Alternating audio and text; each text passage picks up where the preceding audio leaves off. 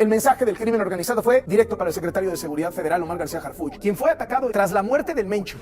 Menos de 12 horas después de que el gobierno mexicano confirmara la muerte del líder más poderoso del crimen organizado en el país, alguien tomó una decisión. No de esconderse, no de reorganizarse en silencio, no de esperar. La decisión fue atacar. Y el objetivo elegido fue el hombre que, dentro de la estructura criminal, es considerado uno de los principales responsables de esa caída, el titular de la Secretaría Omar Harfuch. Lo que ocurrió este lunes en la Ciudad de México no fue un ataque al azar.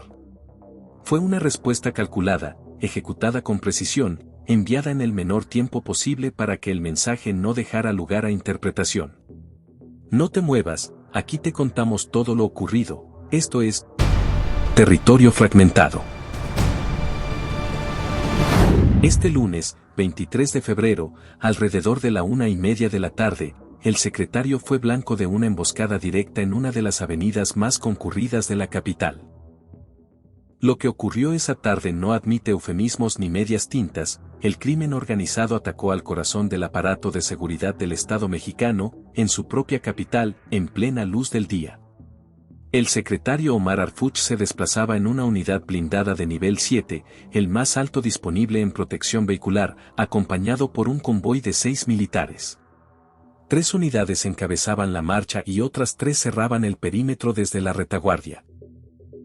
La ruta no figuraba en ninguna agenda oficial y había sido modificada esa misma mañana como medida de precaución.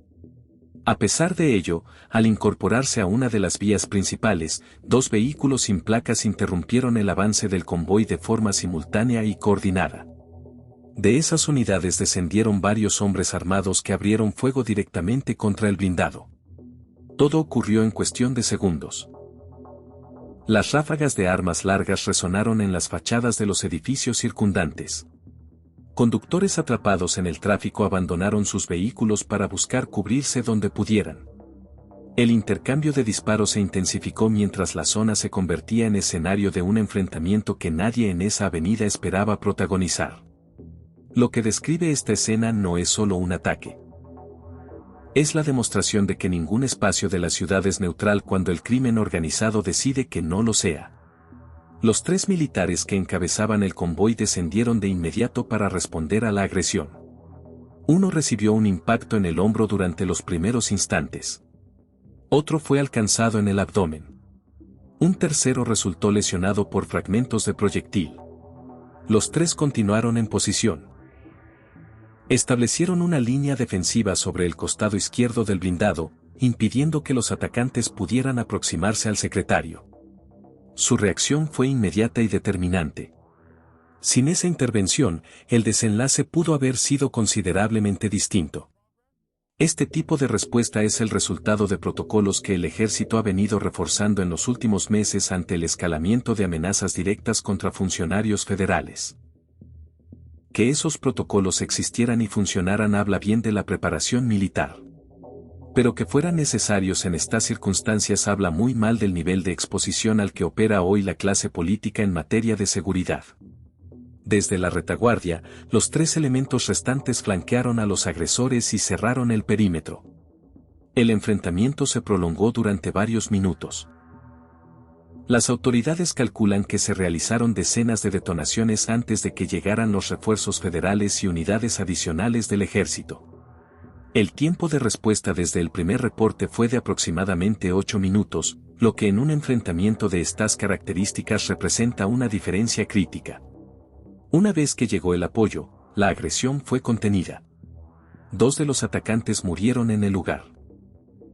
Otros fueron capturados cuando intentaban huir entre los vehículos varados por el caos, algunos tratando de mezclarse con los peatones que aún corrían para alejarse de la zona.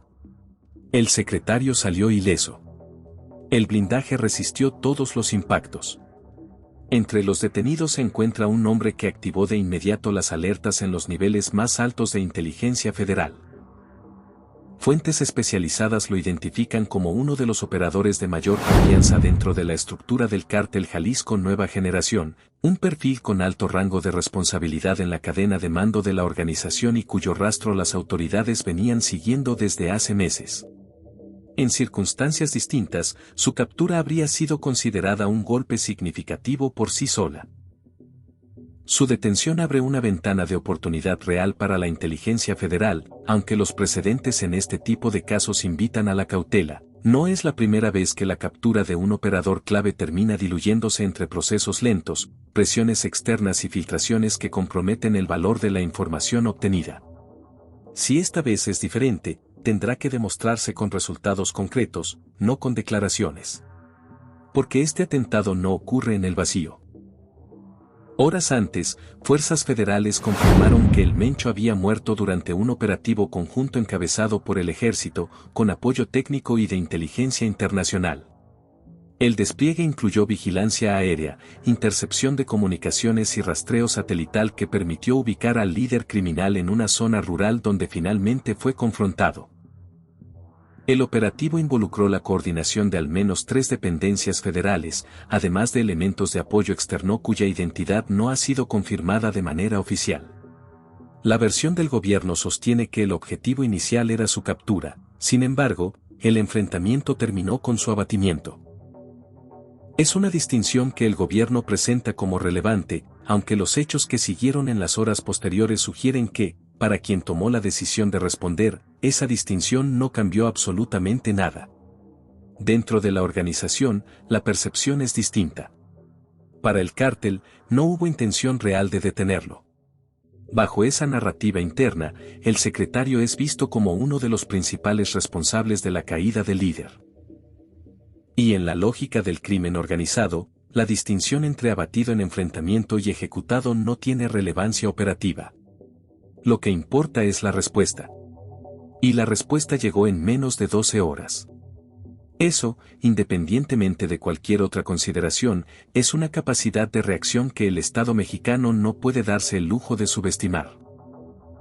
Las autoridades investigan ahora si el atentado fue planeado como represalia inmediata o si ya existía un protocolo de contingencia dentro del cártel diseñado para activarse ante un escenario de este tipo. La segunda hipótesis es la que más preocupa a los analistas, y con razón. Porque si la organización tenía contemplado actuar así incluso antes de confirmar la muerte de su líder, eso significa que estamos frente a una estructura que no depende de órdenes centralizadas para funcionar.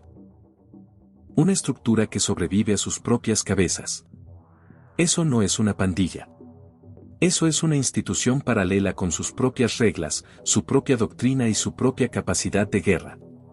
Hay otro punto que el gobierno deberá atender con una transparencia que hasta ahora no ha sido su característica más notable, la posible filtración de información. La ruta del secretario no era pública. Había sido modificada esa misma mañana. Solo un grupo reducido de mandos conocía el trayecto exacto. La precisión del ataque no se explica fácilmente sin algún nivel de información comprometida desde adentro. No es la primera vez que el tema de filtraciones en niveles operativos aparece sobre la mesa, y tampoco es la primera vez que se investiga sin que los resultados lleguen al conocimiento público. Si en este caso hay consecuencias reales para quienes comprometieron esa información, será una señal importante. Si no las hay, el mensaje hacia adentro del propio aparato de seguridad será igualmente claro y devastador. Lo ocurrido hoy tampoco llega de manera aislada. En las semanas previas, distintas ciudades del país registraron incidentes que apuntan a una estrategia deliberada de presión sobre las autoridades.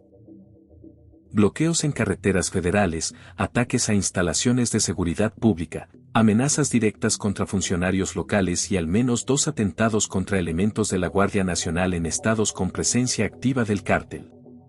El patrón era visible desde hace tiempo. La pregunta que corresponde hacerse es si fue tomado con la seriedad suficiente antes de que ocurriera lo de hoy.